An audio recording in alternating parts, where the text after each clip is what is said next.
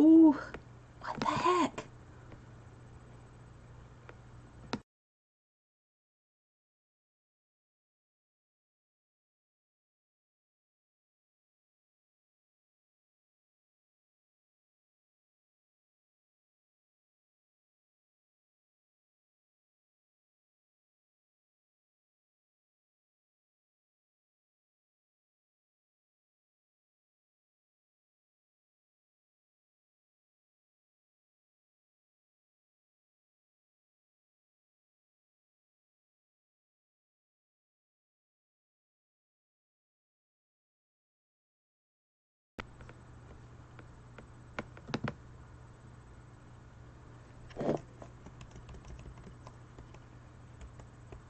Where did my freaking...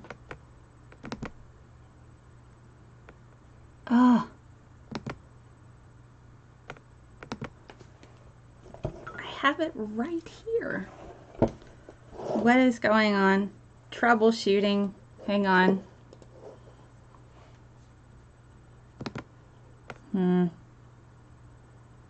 Is it working now? All right. We have it working now. Okay. Yay. Sound again. Welcome to my world. Now I can't use my wireless mouse, but that's all right. That means we have sound. So sometimes on live streaming, weird stuff happens, like no sound, you know? Oh, Lord. Okay, so today, all right, so I'll go back and say what I was saying before I found out I didn't have sound, because that's a thing that exists that I have to make certain I'm on top of now. All right, so I went and I was looking through and trying to find lots of different information. This might have to be a two-parter, because in regard to Mr. Rogers, so in regard to Mr. Rogers, I found so much information to his teaching style. It's been studied by universities. There was a 300-page dissertation from Loyola that a student from Loyola actually picked apart all of the different things that Mr. Rogers would use and how that can help educational leaders. So it's quite fascinating, all of the information that's available to us on Mr. Rogers. So it would be quite useful for me to do more than one particular episode in regards to him. So maybe I'll do a follow-up as well, because there's so much science, but I know I have a lot of followers from other countries who may not be familiar with Mr. Rogers. And so what thought I would do, especially in the current climate where we have a lack of understanding for each other, a lack of means to, or a lack of communication, especially with each other, I thought it would be a good idea to touch on who he is, what did he do essentially, what were his lessons, how did he teach it, what did he teach, why is what he taught important? When you're looking around at our current climate, societal and political, it's just, I feel like he'd be rolling in his grave. So what are the tools he essentially left with us? And I would have to say it all will kind of boil down to respect and a genuine concern for us as individuals in society to grow and be better. So, hello everyone. A little bit about Mr. Rogers. He was born in 1928 and he passed in 2003. He had stomach cancer. He was diagnosed in 2002, and that's essentially what took his life in his home with his wife, Janice, at his side. He was educated at Dartmouth. He actually was a Protestant minister, and something that's pretty interesting in regard to his shows, he never once brought up religion. Even though religion was extremely important to him as a person, he never brought it up in his TV shows. He he was focused more on his message and the lessons and trying to grow society and starting with children, especially with children. He was an accomplished musician. He wrote all of the music on his shows. Hello, everyone. And he developed a children's TV show that started in 1966. It was syndicated all over the U.S. 2 years later by 1968, and the last episode ran in 2001. So there are people who are considerably younger than the length of his entire series, and there are people that literally grew up with the man and watched him even into their adulthood. So for those of you who are not familiar with Mr. Rogers, we're going to talk a bit about that. Somebody said early on he did talk about religion, but later he chose not to after censorship was enforced for public broadcasting. Oh, with regard to religion. Well, I didn't really see it, so I don't know what the motives were behind that. But perhaps there is a documentary coming out about him, so it would be interesting to see how that goes and if they get into a bit more detail about that. They were filming in 2000. The show, the last episode, I believe, was filmed December 2000. But because he had a daily show, his shows were every single day. It wasn't every week. It wasn't every other day. Monday through Friday. Wasn't on Saturday and Sunday. So 5 days a week. 5 days a week he had a show. And so for it to have run 1966 to 2001, that's 5 days a week, every single day, for pretty much his entire life. And my understanding was they started with a budget of about $150 a week. He paid out of his own pocket to make his puppets he used to try to build the set. So when he first, that was the budget he was allotted, and that was 1966. And he graduated from Dartmouth in 1940. So from 1966 to 2001, that was the airing of the shows. It became U.S.-wide in 68, and he filmed all the way through December 2000. So all important things to remember. And so for those of you who are not familiar with him, and I have some friends in the UK who have recently seen like the Mr. Rogers trailer, and they're like, wow, who is this man? I'm like, it's Mr. Rogers. I love Mr. Rogers. I consider him a role model of mine, and I try to be like him. It's really hard sometimes. That's something that I find interesting about a lot of his shows. He'll sit there and talk about how hard it is to be nice to people who are mean to you. Oh my goodness. Hello. 34 years for daily, 5 days a week shows is a lot. So Mr. Rogers was a household name for many families in the U.S. He covered topics that many children's shows did not discuss. He felt it is important to have hard discussions with children, but it can be done in such a way to alleviate fear, yet aid in societal and emotional growth. Well, he wasn't walking the streets in protest against the cruelties of society, because he was broadcasting during the civil rights movement, and he was around at the Martin Luther King assassination. He was broadcasting then. While he wasn't necessarily on the streets of civil rights, he made strong statements on his show through kindness, and I'll give you an example of that. Mr. Rogers was an advocate for integration. He wanted inclusion of people who have disabilities. He pushed for equality, and he worked to build a show that would teach children how to be better adults and kind of cope with just being a kid and a lot of the scary things that we see in the world. He addressed current events, but it was subtle, and it was subtle for children. He also gave parents a way to talk to their kids, quelling those anxieties and fears. In a philosophical sense, he taught that people are more open when you appear to their humanity, their ethos, pathos, instead of trying to convince someone using logic. Yes, and see, that's a thing that I think we can take from Mr. Rogers as adults.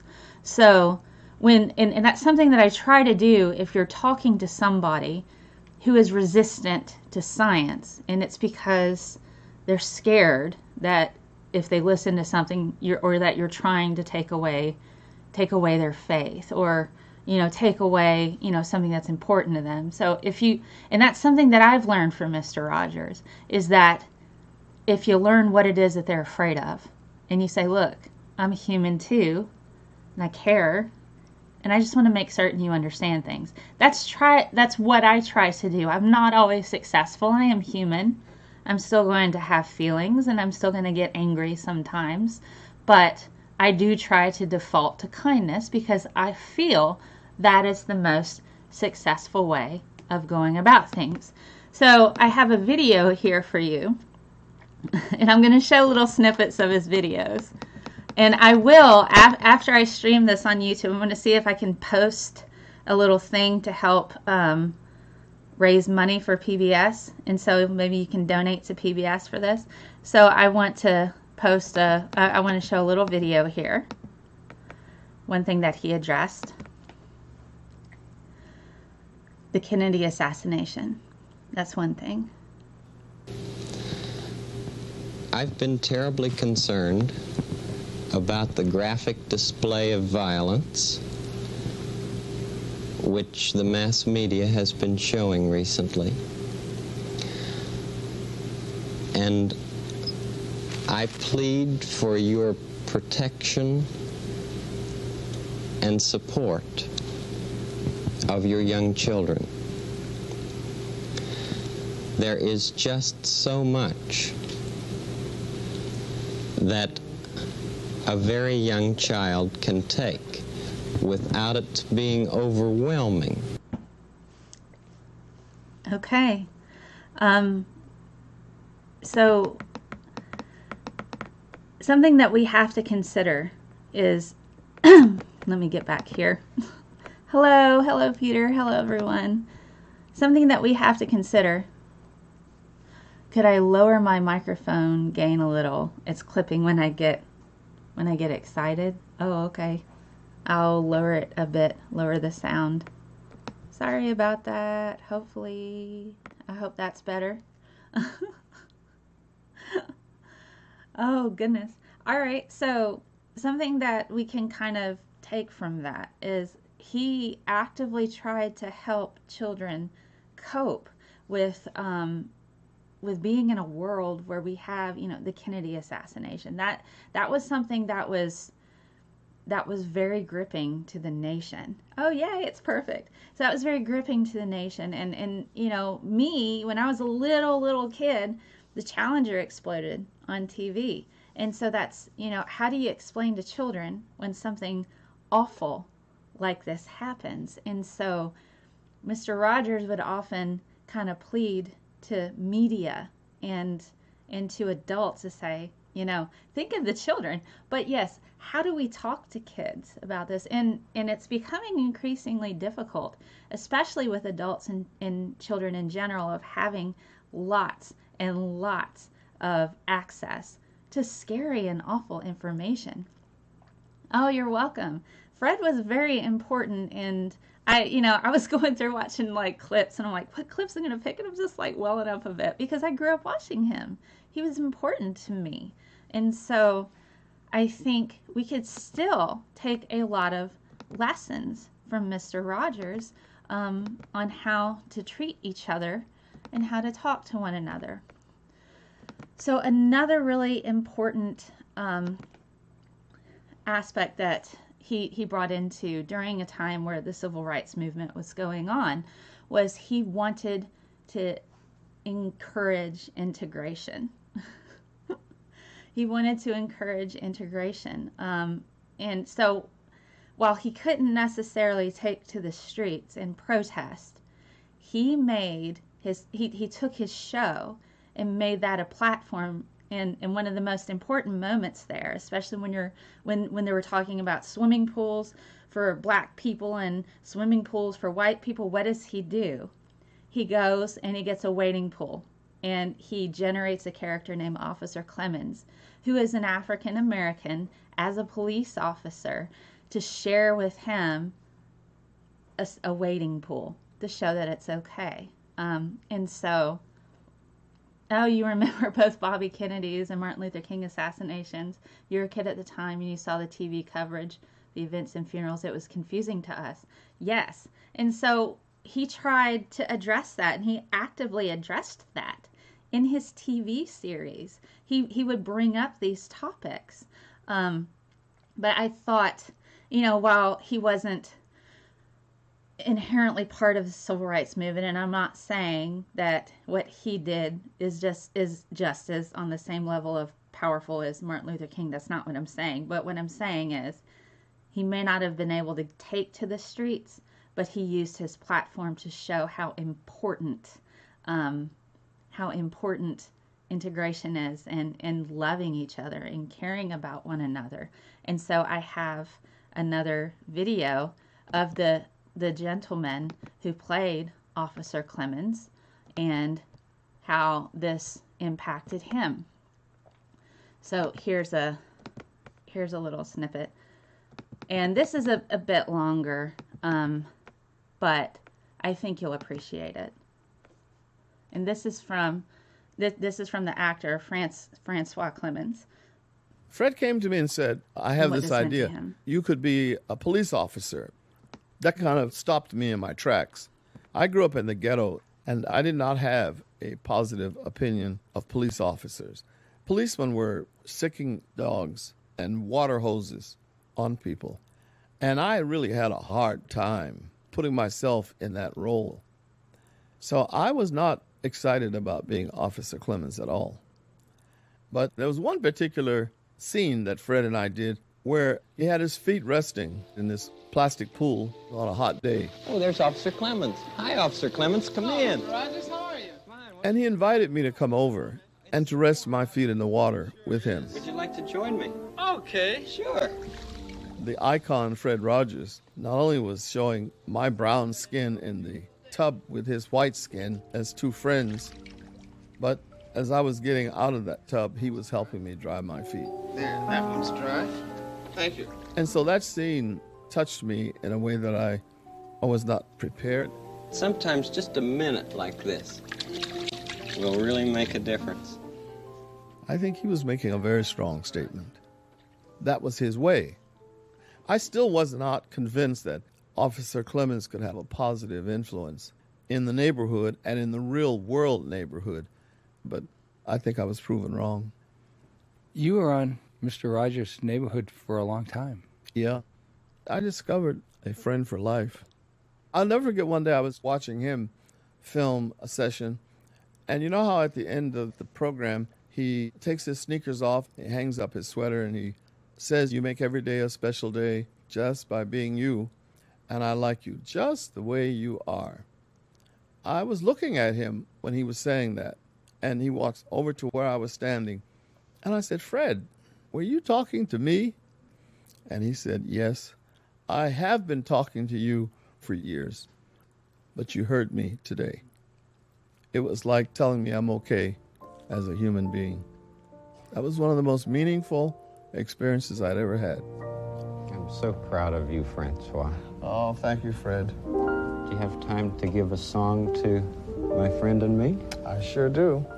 There are many ways to say I love you. There are many ways to say I care about you. Many ways, many ways, many ways to say I love you. Okay. I'll tell you why I really like that video. It had to be, and he says this, he says how hard it is for Mr. Clemens to have accepted that particular role. He was like this, that internal struggle, but it was very, very important. So he used this friend making magic, Dragnot.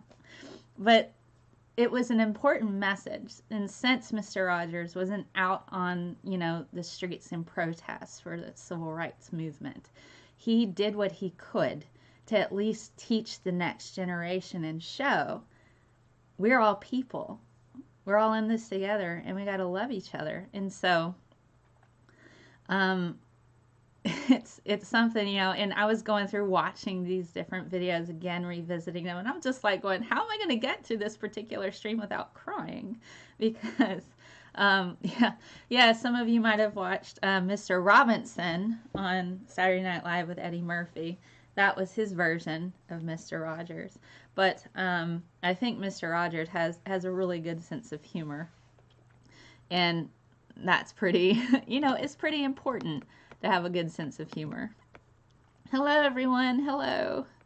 So what I'm going to do now, I'm going to talk a bit more about what he teaches.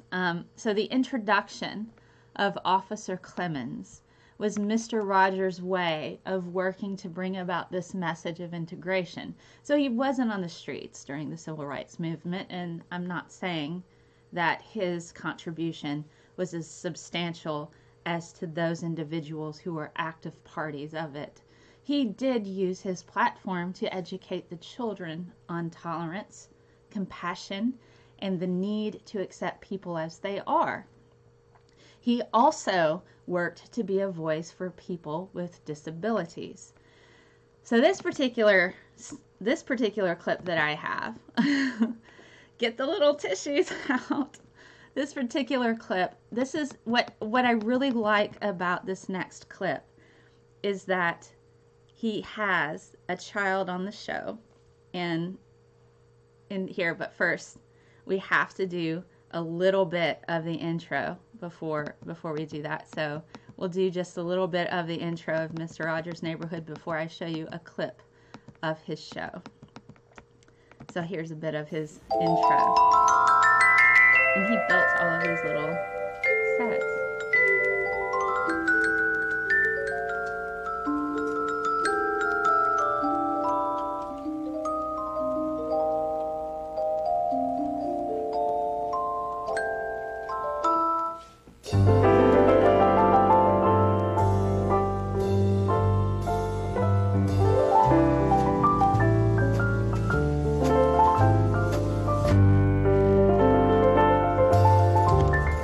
It's a beautiful day in this neighborhood, a beautiful day for a neighbor. Would you be mine? Could you be mine?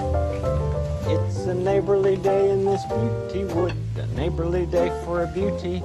Would you be mine? Could you be mine? I have always wanted to have a neighbor just like you. I've always wanted to live in a neighborhood with you, so let's make the most of this beautiful day. Since we're together, we might as well say, would you be mine? Could you be mine? Won't you be my neighbor? Won't you please? Won't you please?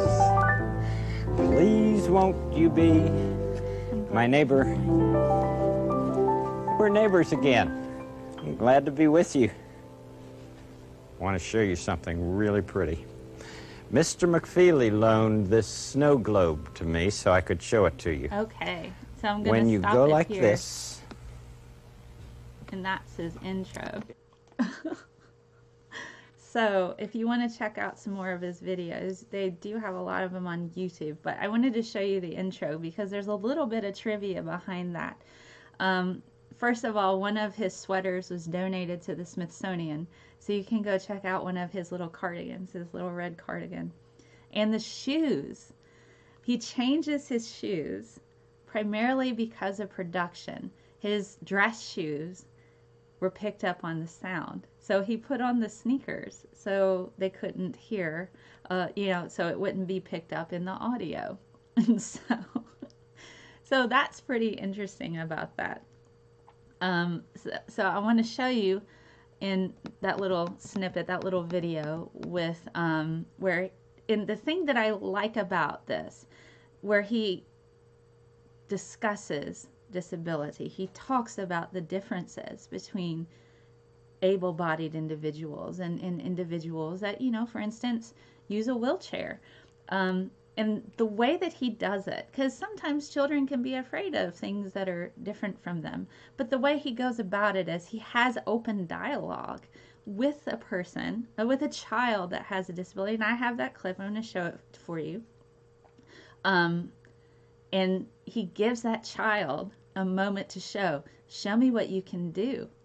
Show me what you can do with your really cool electric chair. This is awesome. And so it's a really sweet and kind moment, and it's an important lesson on how he's showing that just because somebody is in a wheelchair, that doesn't mean that they're lesser. They're capable of fantastic things too. Ideas. Here we go. I think I know who that is. Mr. Rogers? Hey, Jeff. I'm glad to see you. Hi. Thank you very much for coming by. I asked Jeff, this is my friend Jeff Erlinger. He's one of my neighbors here, and I asked him if he would come by today because I wanted you to meet him, and I wanted you to see his electric wheelchair. We'd been talking about electric cars and all kinds of things we've been thinking about this week. Would you show me how you make your chair go? Okay, sure. Alright. Well, first, this is the on and off switch. And I move this up to turn it on. Okay. And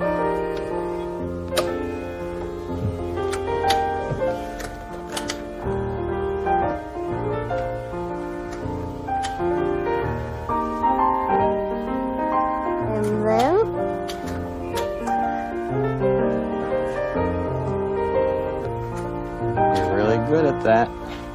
thanks.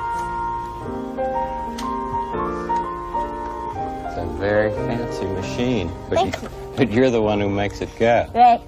Did it take a long time to learn how? No, not really. I had other wheelchairs, and that only took... My first electric wheelchair only took me about a day to learn how to use it. Gee, that's wonderful. Jeff, your mom and dad must be really proud of you. I'm sure they are. Yeah.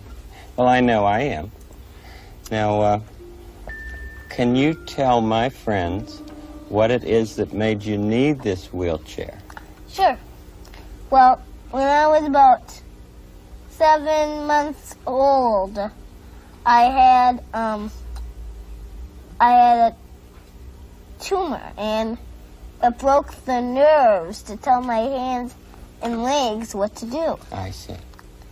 And they tried to cut the tumor, but they couldn't get it, and I became handicapped.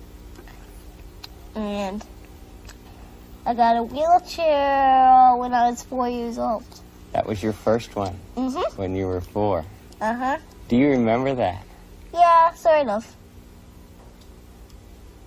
You must have some mighty good doctors who've been taking care of Uh-huh. you. Can you tell me any of your doctors' names? Yeah, I have a pediatrician, Dr. Hansen, who works in Madison St. Mary's Hospital. And then at UW, I have the bone doctor is Dr. Breed, who takes care of the bones, I guess, because he's a bone doctor.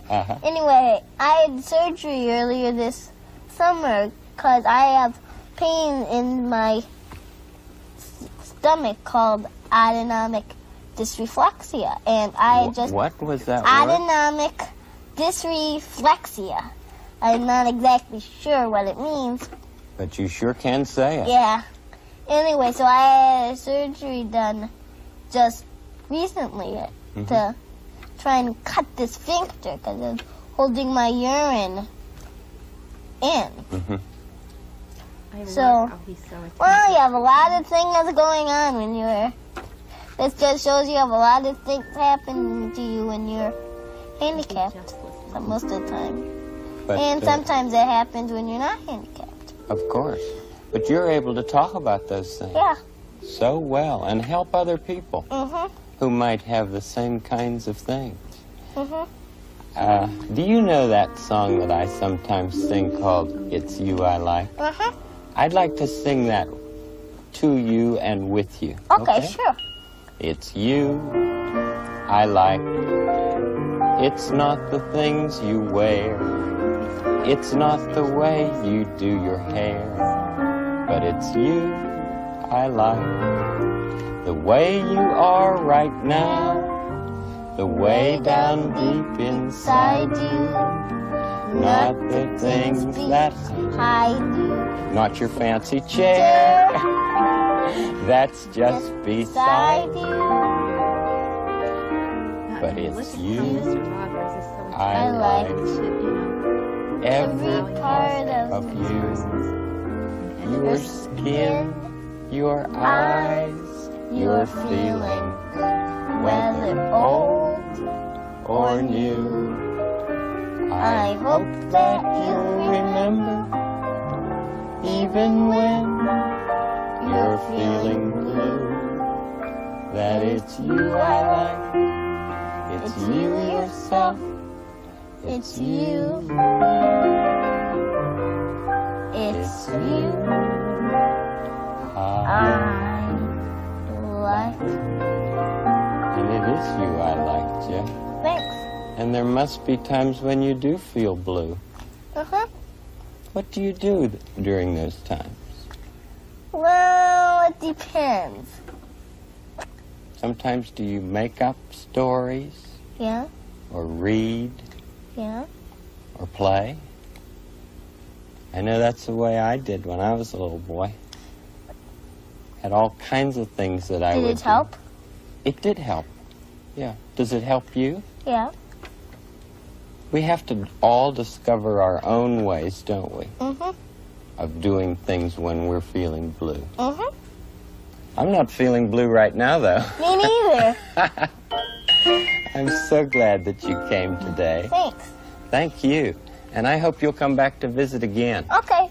Will you? Yeah. And will you give your mom and dad my best? Sure. Because they are sure great people. Uh-huh. Bye. Bye-bye, Jeff. I'll watch you as you go.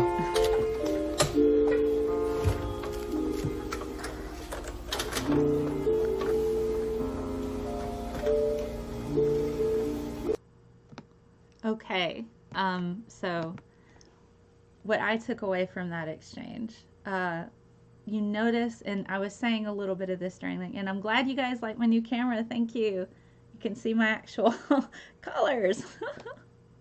Yes, they met again in 1999. I believe Fred Rogers was receiving an award. He's received a lot of awards for his work. And he passed away. He passed away in 2002. He was diagnosed in 2001 with stomach cancer. And he passed in his home with his wife at his side. So the thing that I took from this is he allowed a space for the young child to openly talk about how they were in the situation that they were in, and to show off their awesome, wheelchair that helps them get around. It helps them do the things that they do. And normally when we see children sometimes, and even adults, can still be like, oh, this is scary, or oh, I don't understand this. But he allowed the child a space to have a hard conversation about how they came to be in a wheelchair, without saying, oh wow, what happened to you? He goes, tell me, how is it that you received this wheelchair? He did it without instilling any kind of, oh my gosh, that's horrible, what happened? He didn't have any shock. He was just very open and just, tell me what happened. And I'm so glad you're here to share this with me. I think your wheelchair is amazing. This is an awesome machine. Show me how it works. You can't hear me? Are you sure? May want to repeat it later. Okay. I thought you guys could hear me now, so can you not hear me now? I don't know. blink. Yeah, I can't see you. Okay, you can hear me. Oh goodness, Jeff Erlanger was 37 years old when he passed away June 10th, 2007. Okay. Okay. Well, the next thing I kind of want to talk about with Mr. Rogers, and those of you might really, really, really like this. Coco. I'm not as loud as before the clip. Okay. Coco the gorilla absolutely loved Mr. Rogers' shows, and he visited her for one of his episodes. What I find inherently fascinating with Mr. Rogers is that even gorillas loved him. I mean, he was an educator of other species, and Coco is inherently fascinating in that she's able to communicate through sign language. And so I have the clip, one of the clips where she's interacting with him, and it's absolutely fantastic. So let's go ahead and pull up the Coco clip. It's wonderful.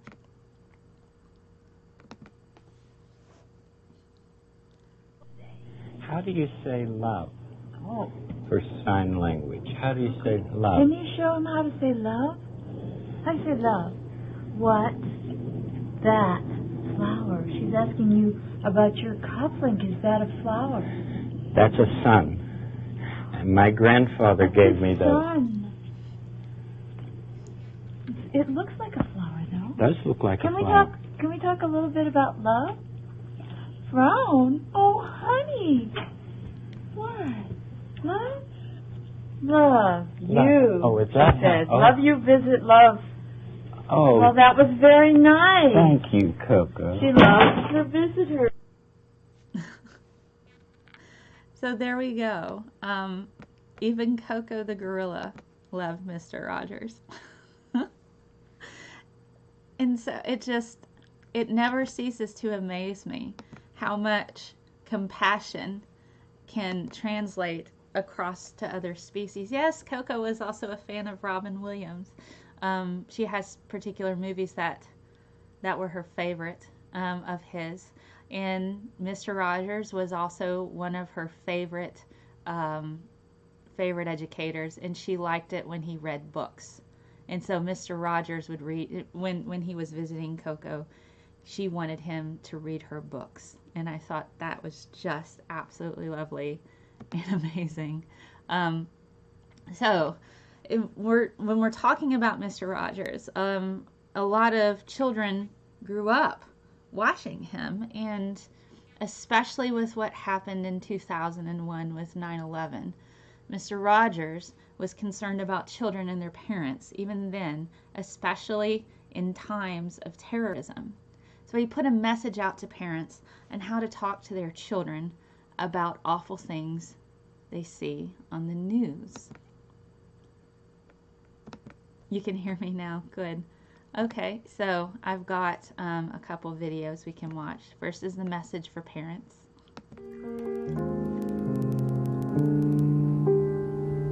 Hello, I'm Fred Rogers. Some parents wonder how to handle world news with their young children. Well, we at Family Communications have discovered that when children bring up something frightening, it's helpful right away to ask them what they know about it. We often find that their fantasies are very different from the actual truth. What children probably need to hear most from us adults is that they can talk with us about anything, and that we will do all we can to keep them safe in any scary time. I'm always glad to be your neighbor.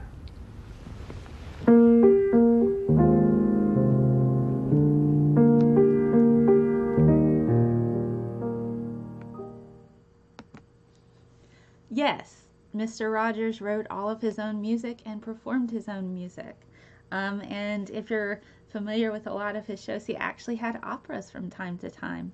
on his show. He included art, science, and the neighborhood of make-believe. I haven't thrown that in here.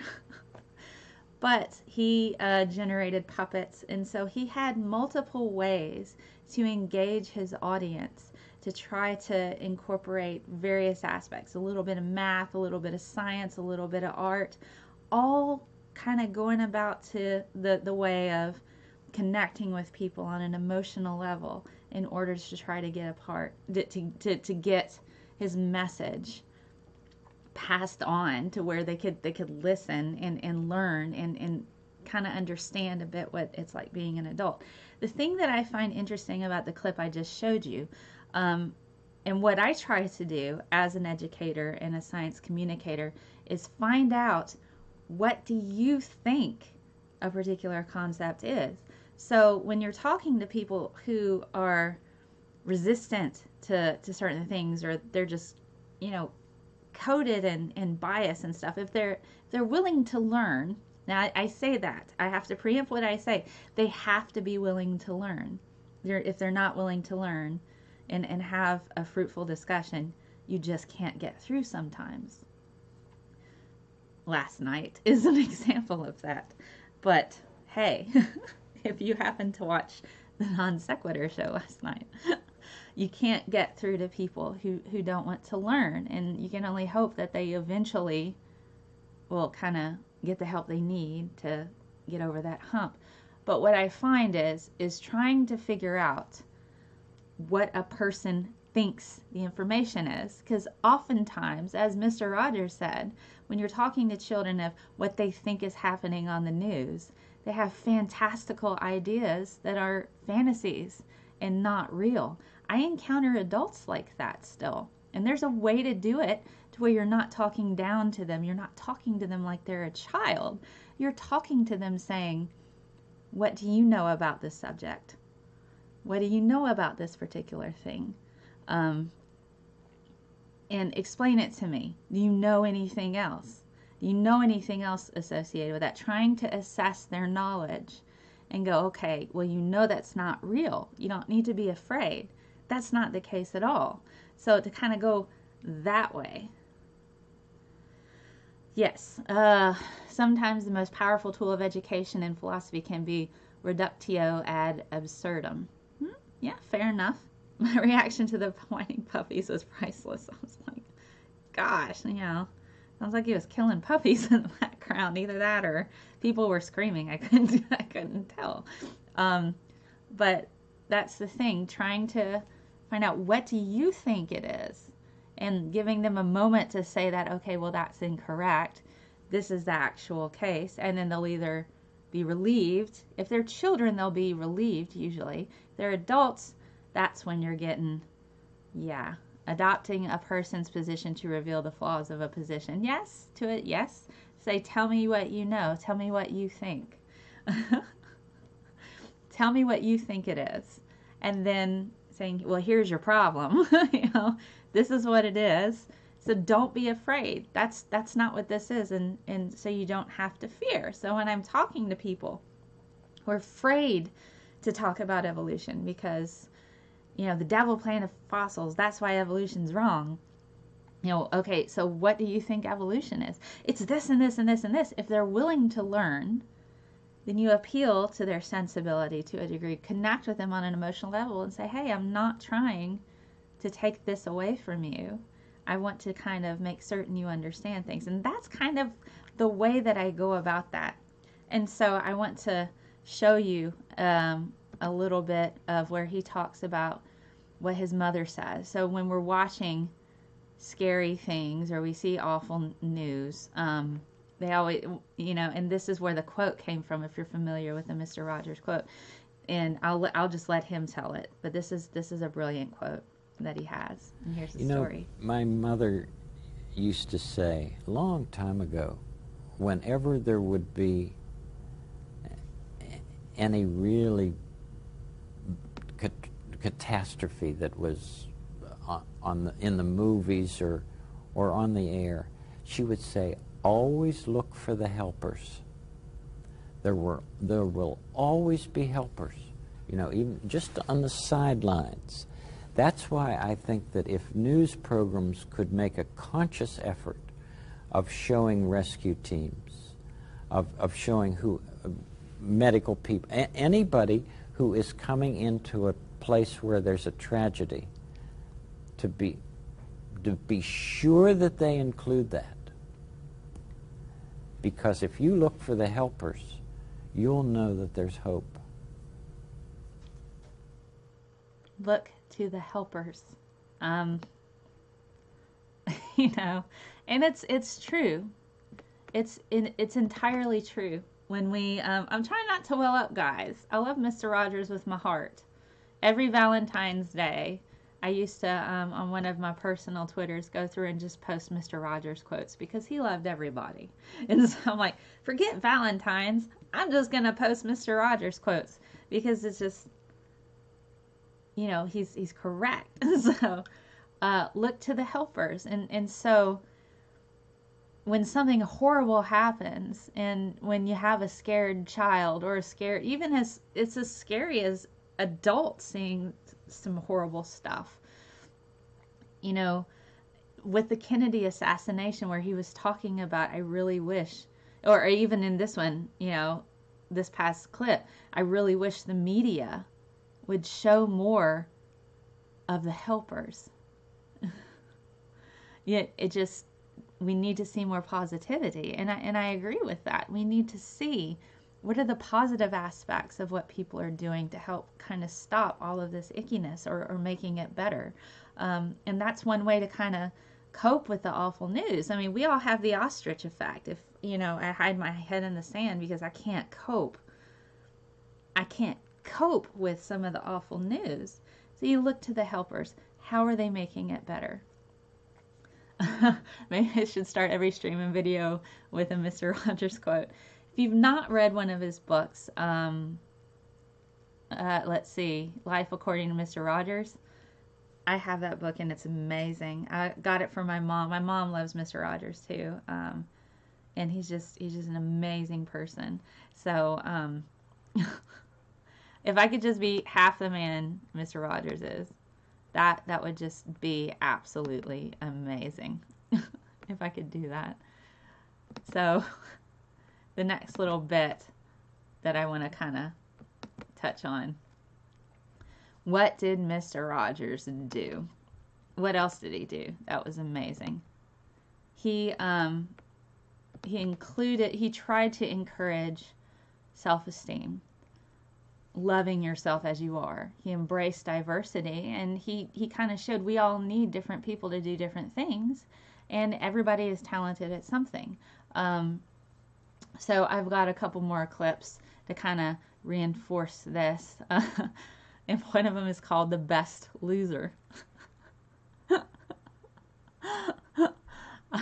One of them is called The Best Loser. And I love this particular clip because it shows that everybody has a place and everybody has a purpose. Being the best loser takes talent just as being the best winner does. It's true. Sometimes people like the one who's last. Have you ever noticed a little toddler coming behind bigger children? Her bigger children are running along like this, and the little toddler's just coming very kind of slowly, but still going behind them. And the people are just clapping and clapping for the little toddler at the end of the line. Yeah. Whether you're first or middle or last, what's important is that you're you. And people can like you just the way you are. It's you I like. It's not the things you wear. It's not the way you do your hair. But it's you I like. The way you are right now. The way down deep inside you.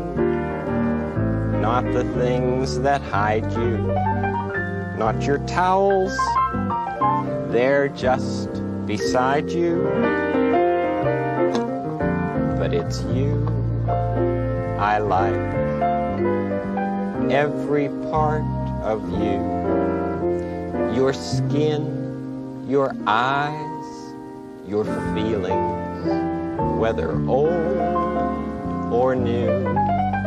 I hope that you'll remember, even when you're feeling blue, that it's you I like, it's you yourself, it's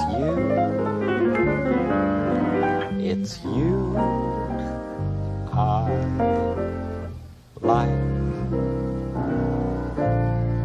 You ever able to tell that to somebody? Say, it's you I like. Not all the outside stuff about you. The inside stuff is what I really like. So what I take away from that, everybody has a purpose. Everybody's good at something. And the thing is sometimes the person in the last of the line, they're just as important as the ones at the first. So somebody mentioned that there's an example in the Special Olympics when a person fell, all the others went back to help him. They all in unison finished the race at the same time. See, that's just, that's to me, every person is important. And every person matters. Lavender Lady says, it took time for Rogers to appreciate queers and I guess LGBTQ people. Yeah, I find that even as accepting as he tried to be, sometimes you're still kind of bogged down by remnants of a little bits of bigotry. So hopefully, and then once he finally accepted, perhaps, he learned too. Can I send that clip to Faye? I'll try. I'll have to know which one you mean, but yes, I can.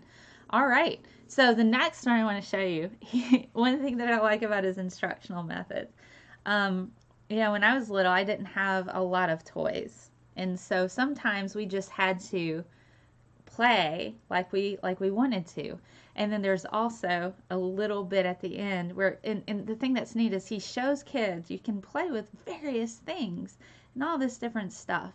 And then he incorporates a social lesson and an emotional lesson at the end, saying, sometimes we want to be somebody else, And then so it was like seamless. We're playing now and we're doing this. And, I was just thinking about this here.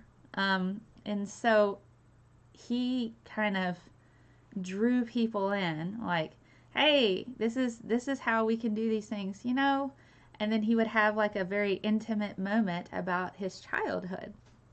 So it's pretty cool. You always wanted to know where he stole the traffic light in his living room. Yes, that was just awesome, wasn't it?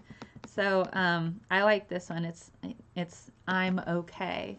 But first Even he shows to play a how to trombone. play elephants. It was fun to watch the elephants, wasn't it?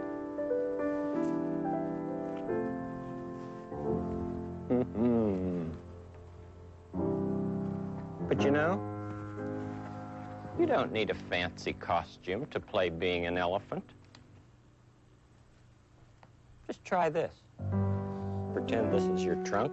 And make up some kind of song like, you can tell at once we are elephants. We are elephants, big and strong.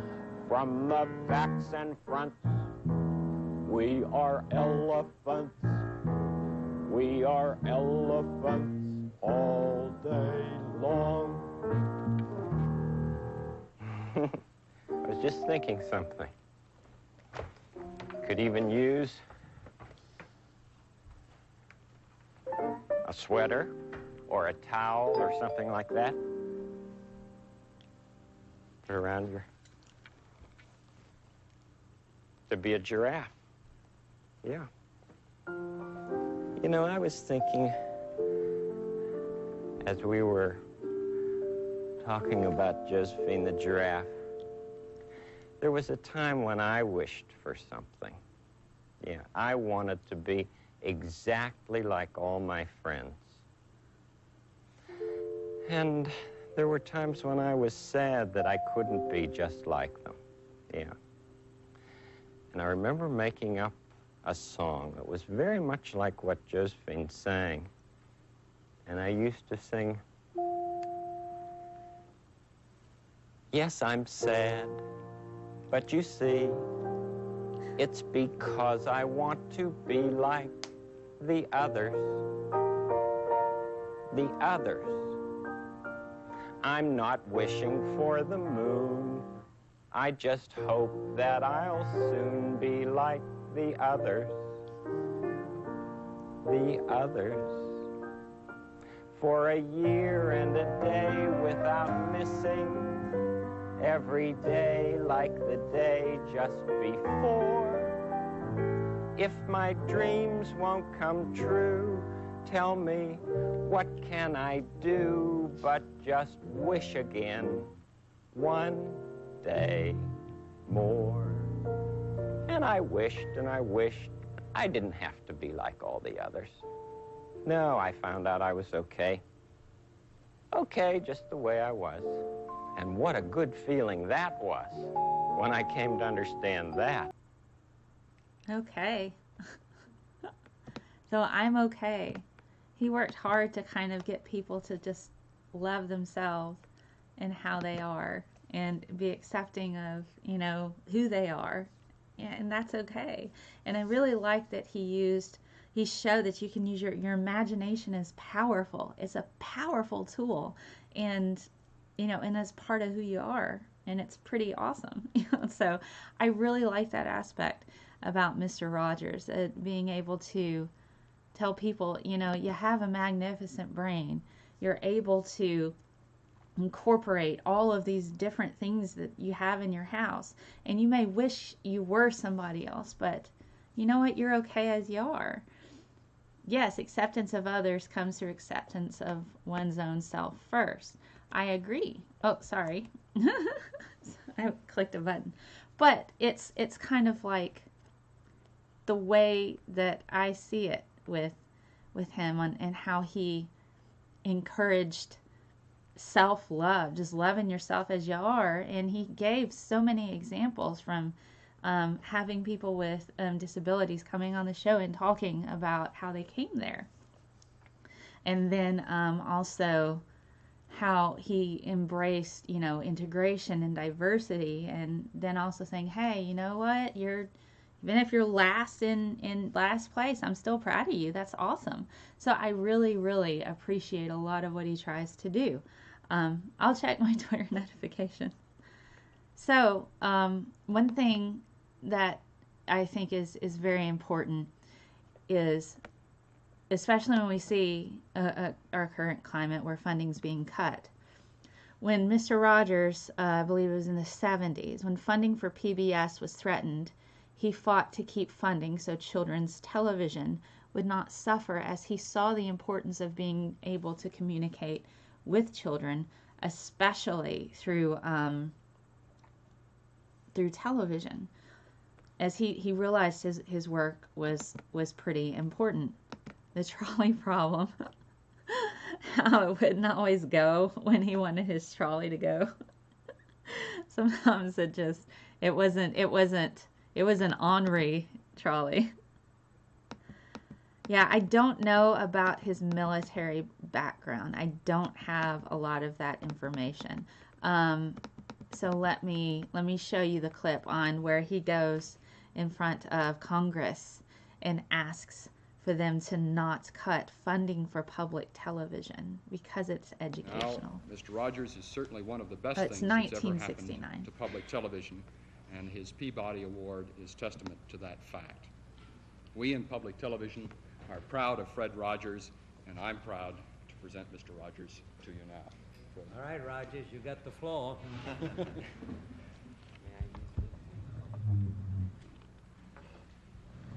Senator Pastore, this is a philosophical statement and would take about 10 minutes to read, so I'll not do that.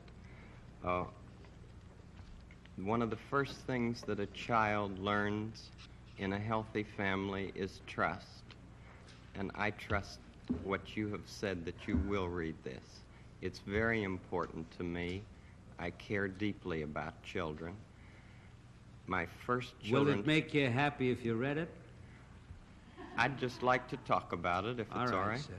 Okay. My first children's program was on WQED 15 years ago, and its budget was $30.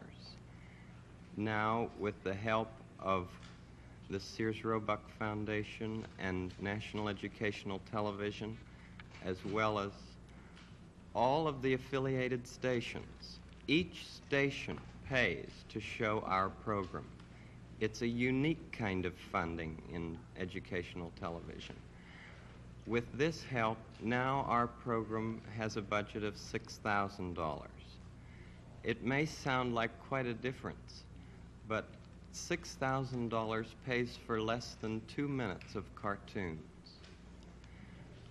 2 minutes of animated, what I sometimes say, bombardment. I'm very much concerned, as I know you are, about what's being delivered to our children in this country. And I've worked in the field of child development for 6 years now, trying to understand the inner needs of children. We deal with such things as the inner drama of childhood. We don't have to bop somebody over the head to make him to make drama on the screen. We deal with such things as getting a haircut, or the feelings about brothers and sisters, and the kind of anger that arises in simple family situations. And we speak to it constructively. How long a program is it? It's a half hour every day. Most channels schedule it in the noontime as well as in the evening. WETA here has scheduled it in the late afternoon. Could we get a copy of this so that we can see it? Maybe not today, but I'd like to see the program.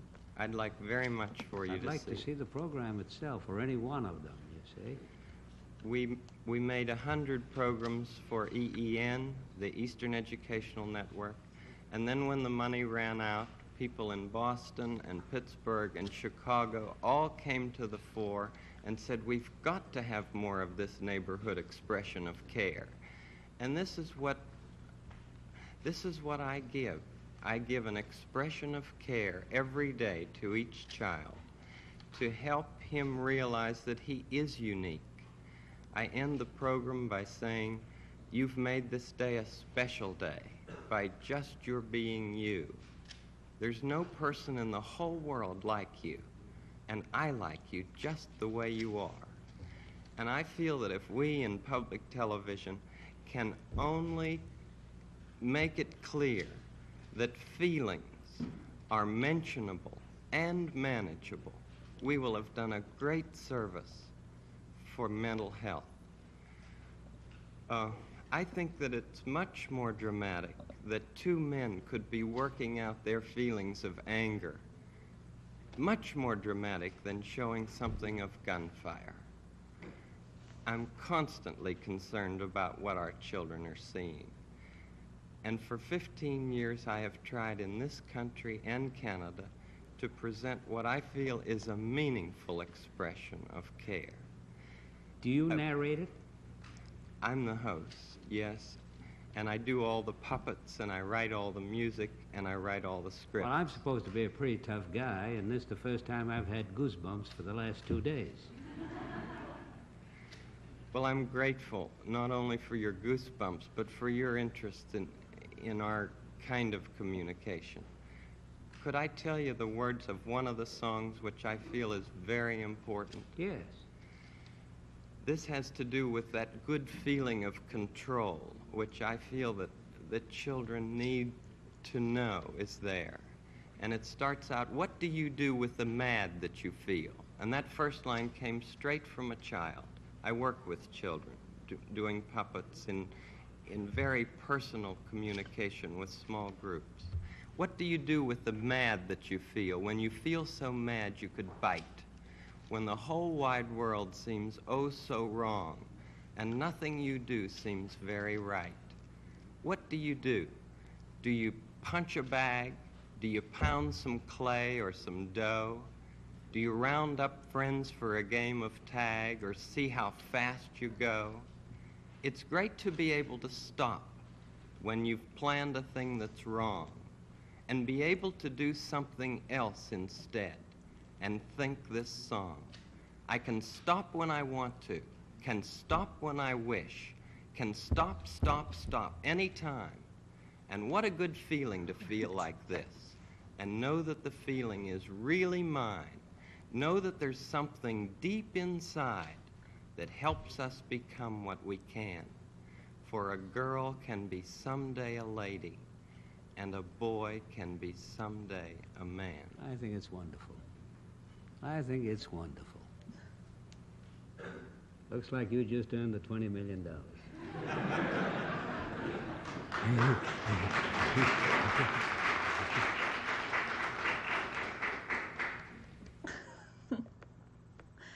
Oh my gosh.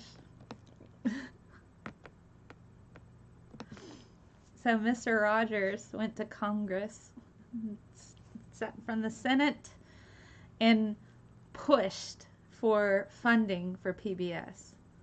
It's, you know, I can only imagine he would just be rolling in his grave a lot with the funding cuts. And, you know, in a way, I kind of feel ashamed that in that we've let him down a bit, you know.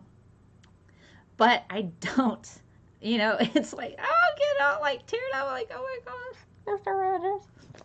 He hits you in the heart, doesn't he? It's just like, boom, just like that, you know. But he would probably say, be a helper, right? He would say, be a helper. Because we see scary things all the time. Oh, I'm getting teared up. I was going to make it a goal not to tear up for this particular stream because I heart Mr. Rogers a lot. He's important to me. So, hello. This is why they refer to back in the day. Yes, indeed. So it's, to me, I feel like with the current climate, he would say, be a helper, right? Be a helper. What are you doing to help out? Do what you can, be who you are, look to the helpers and be a helper. And so to me, I think we can all take a lesson with that. Yes, of course Mr. Rogers deserves our tears, but I think you would say it's okay to be sad. It's okay to be sad. But, you know, be a helper. So, oh gosh, he's amazing. So Mr. Rogers' message was one of love, compassion, and consideration, and accepting others, and being who you are, and learning and growing, learning how to cope. His work was primarily prompted by the disgust he had for the state of children's television. Early on, he was looking at shows and like, this is awful.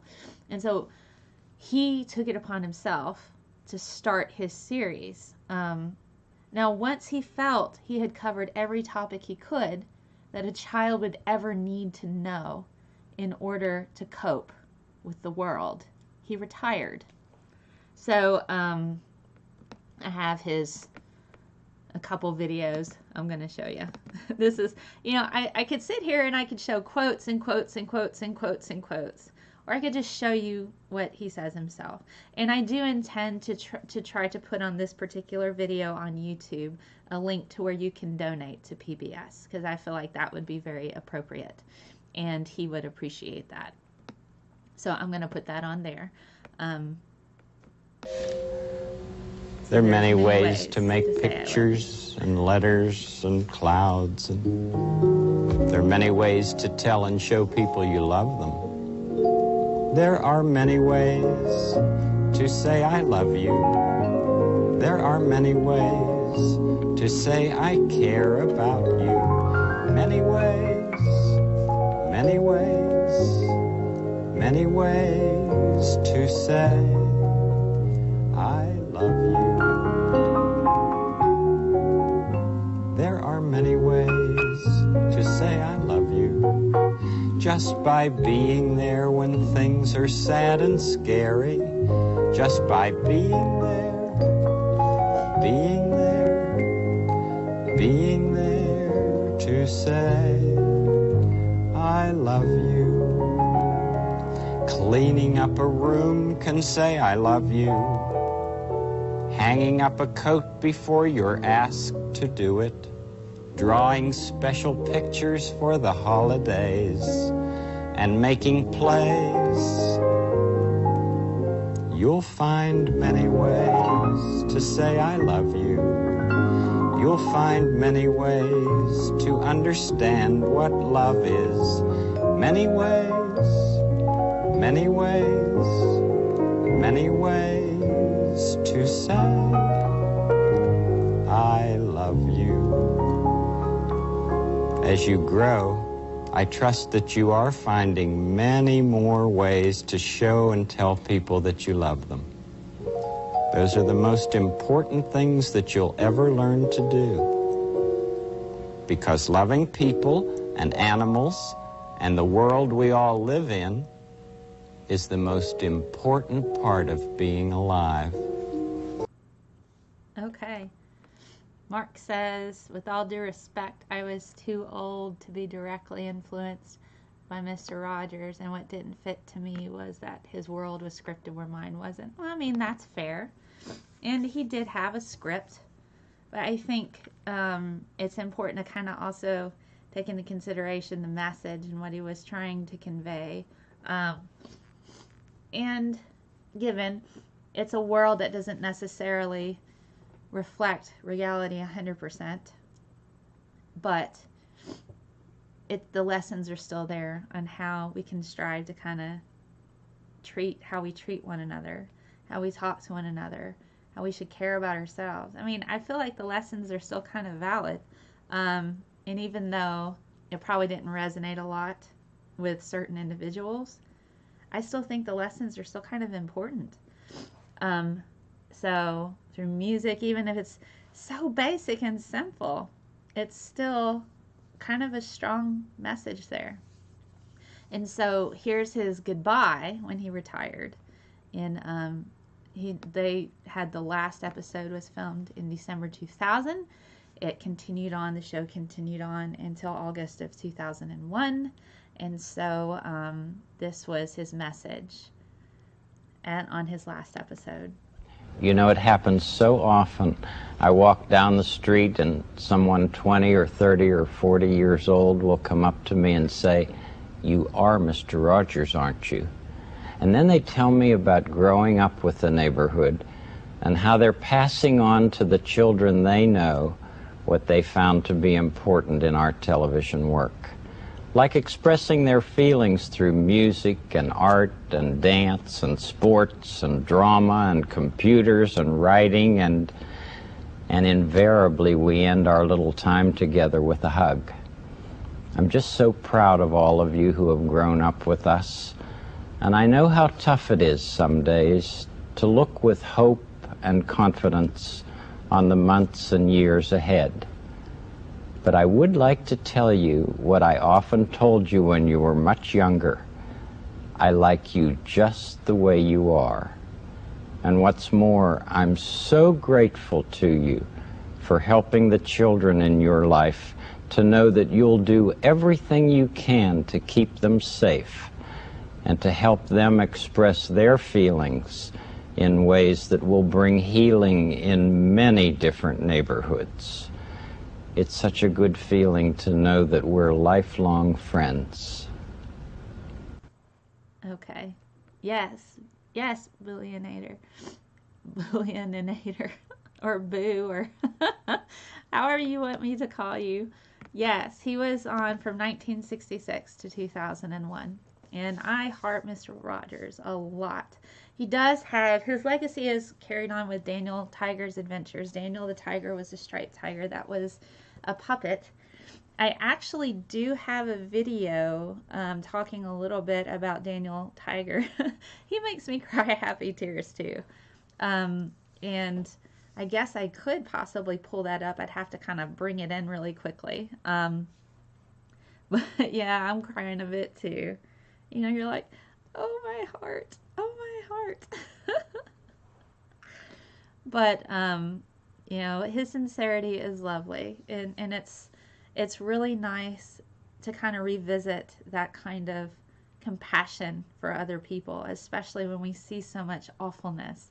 And that's kind of what he kept pushing about the media is, you know, you see all this bad news. Even as a child, children see these things and they get scared and they're worried. But even as adults, we can get scared and we can get worried, and we kind of need to support each other and kind of talk to one another, and we can do that with compassion, and we can kind of appeal to the human sense of each other. It's like, I'm human too. I have feelings, you know. I have feelings, and what, you know, and they matter just like other people's feelings matter. And so that's kind of important. But yes, there is a show that they have called Daniel Tiger's Adventures, Daniel the Tiger. I do have a video I can. Is he an anachronism now? Possibly. Let me see if I can pull up this Daniel the Tiger video. Whoops. Oh, that's not what I meant to do. I did a silliness. There we go.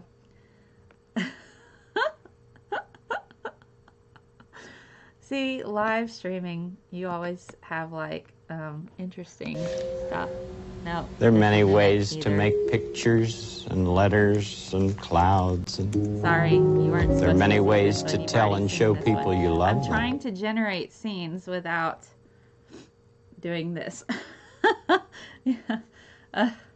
So I'm trying to generate a scene without doing that. So I'll see if I can't just pull in very quickly. Just, that's not what I wanted to do either. You guys have to forgive me.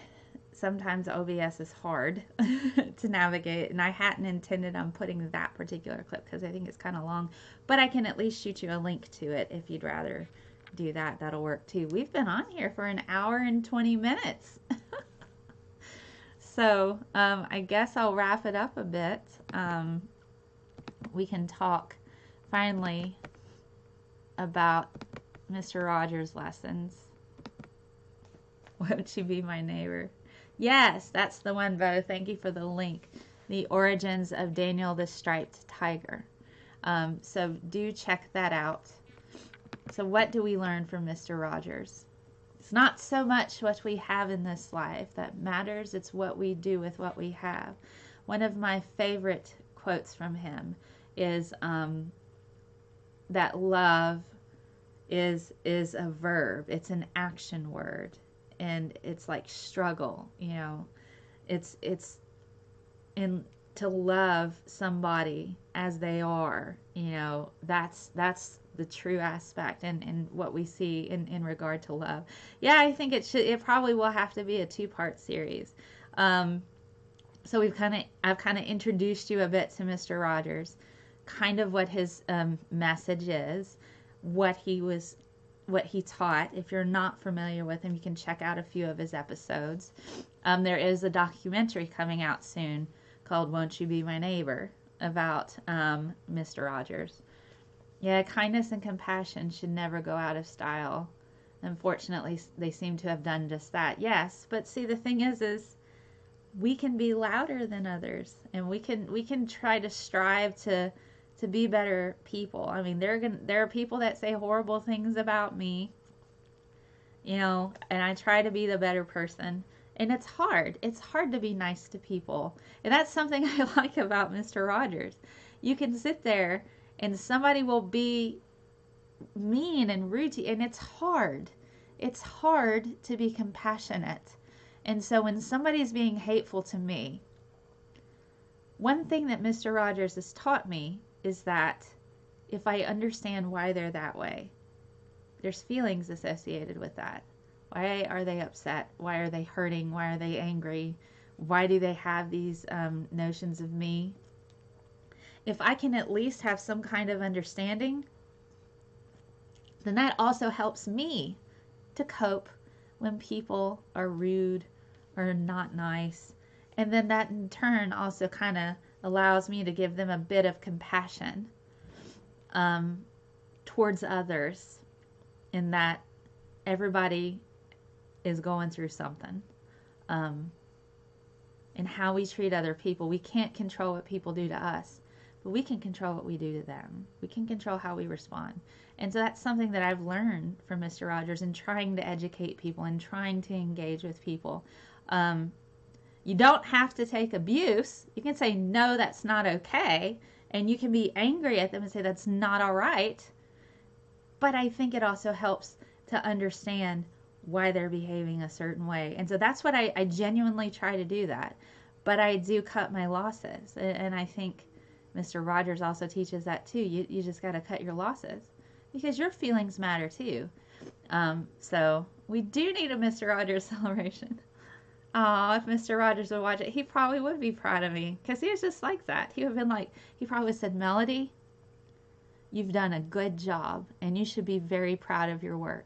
And I'm proud of you. And I would have just probably burst into tears. I'm like, oh my gosh, Mr. Rogers said he was proud of me. And then it would have been a blubbery mess and snot everywhere and hugs and so, oh my goodness, I'm tearing up again, you guys. You guys, I'm tearing up again. See, he loved everybody. He tried. He tried really hard.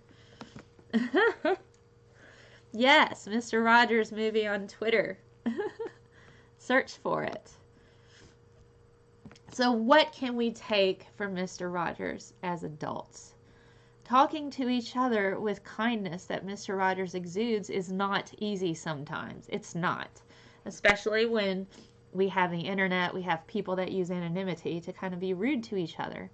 However, if we come to a hard conversation with a difficult person, trying to learn why they are feeling this way about a thing can help us communicate with them. Mr. Rogers' teaching methods have been vastly studied. Yale had a study that showed children learned more from him. Others have done dissertations on his teaching methods and how educators can learn and emulate his style. Adults can learn from him, and not only how to talk to children, but how to talk to other adults. Now, I mentioned his documentary is coming out soon, Won't You Be My Neighbor? I highly recommend anyone who is not familiar with him to watch a few episodes, and if that's not your bag, please do check out the film. And if you're more interested in books, he did write books as well. They're very easy to read. They're mostly quotes on his perceptions of life. He had The World According to Mr. Rogers. So he's an amazing person. So that, I think that takes us to kind of wrapping this up as far as Mr. Rogers. Who is he? Well, we've talked a bit about that. What did he do? What did he teach? And why is what he taught important? And so we have that, and we've kind of discussed what are the tools that he left with us. So a lot of these tools we can kind of see just in how he communicates with other people. His influence clearly shows in your videos. Well, thank you. I always try to default to kindness, and for me, I would be like, what would Mr. Rogers do? That often goes through my head when I think of how I would interact with a person, especially a problematic person. And I'm a human. My patience runs thin sometimes, and there are days that I may not be as fantastic as Mr. Rogers, but I make the effort, and I always default to kindness, and sometimes that's hard. Sometimes it's hard, but I try to do it. I try the best that I can. And so that's kind of the tools. What would Mr. Rogers do? Yes, WWMRD. We should make that a hashtag. We should make that a hashtag on Twitter. What would Mr. Rogers do? Before you act, what would Mr. Rogers do?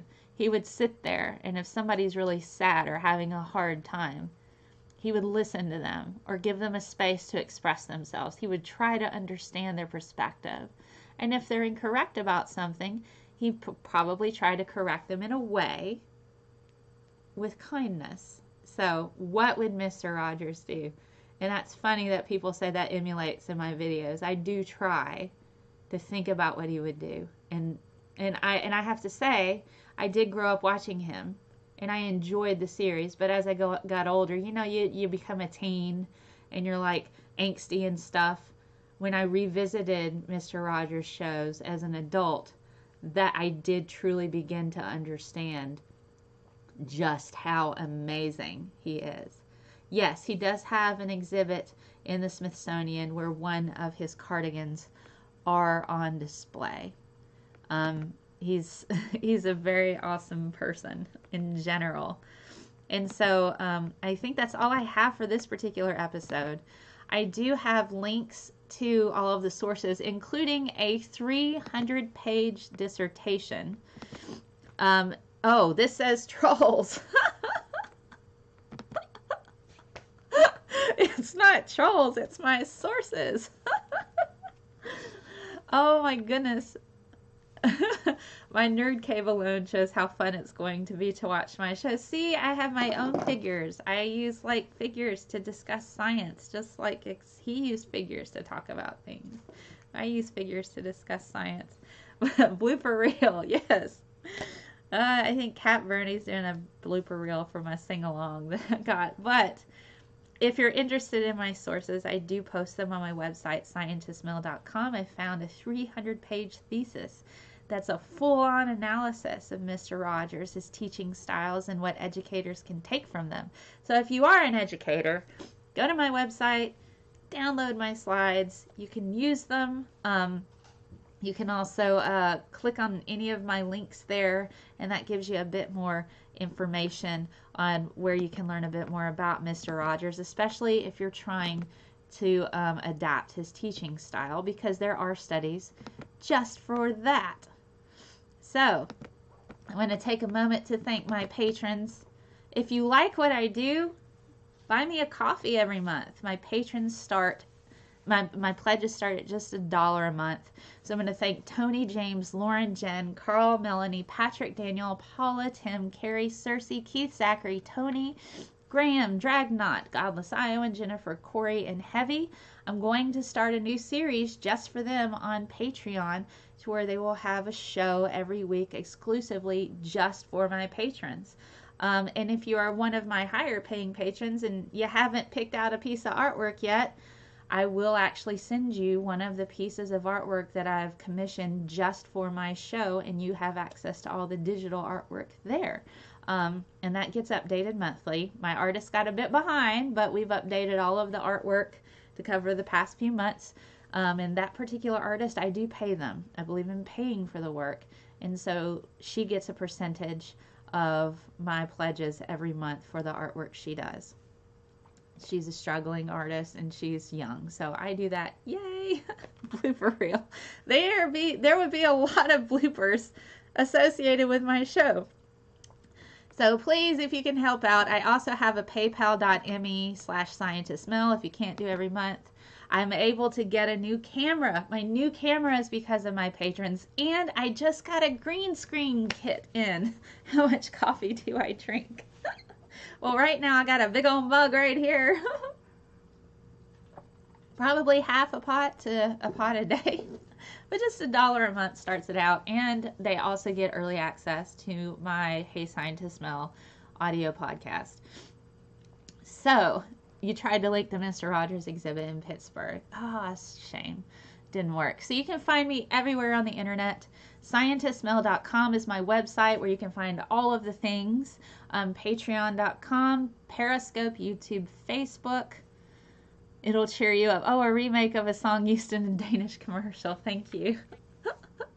So you can find me anywhere on the internet. I'm also on Twitter, and Scientist Mill everywhere. Just Google and you'll find me.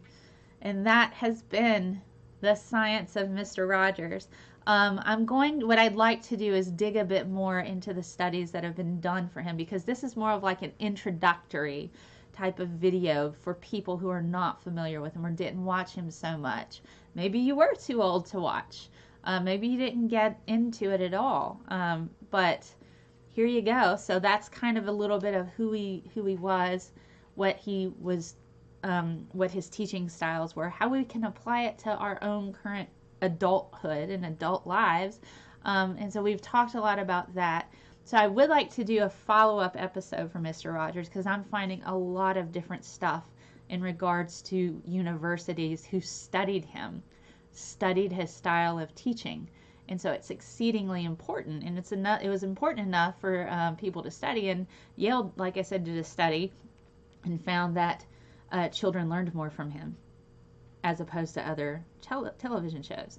Oh, you found the Fred Rogers exhibit. Yay! Yes, I heart Mr. Rogers. And so that's the end of the science of Mr. Rogers. But hopefully I will have another follow-up talking a bit more about all of the research that's been done on him and his work. So I kind of wanted to give you guys an intro video. So I hope you've enjoyed this. Gosh, an hour and a half. I don't know if I can do a shorts version of this for my shorts people, because there's so many video clips in there, but maybe I can. Maybe I can. Oh, the Fred Rogers Center. So I will be putting a link on this video on YouTube for people to be able to donate, either if he has a foundation, either his foundation or to PBS. And so I'm so glad you guys voted for this. I only teared up a little bit and welled up a little bit, so I didn't like full on just get all sobby, you know. I just was like, you know, woo, the heartstrings. Short vid playlist. That'll work. Oh gosh, see, I'm all snotty. I lied. I'm snotty now, guys. Okay, I'll check my DMs later. And also check out, in about 2 to 3 weeks, I'm going to have my first episode of Spirited Science. It's where we talk about science, and we all share the same beverage, and we actually will have a cocktail recipe for you that's associated with a particular scientist or particular science concept. And I'm looking for people who are interested in being on the show. You don't have to be a scientist. I just want to find people who want to learn new things. And so if you're not a scientist and you're scared you're not going to be able to do any research, fear not. If you want to just learn and talk about a particular thing, I'll give you one aspect of what we're talking about. You can either research it on your own and then let me know what you find, or I can give it to you and you can kind of dive in and learn it a bit and talk to me. Aw, thank you guys. I'm so glad you guys are here to share this with me. You always make each day special for me. You know how? By just your being you. Yay. And he would always say that. So I will end my show with that quote one more time. You always make each day special for me. Do you know how? By just your being you. I will see you next time. Squishy science hugs. Bye.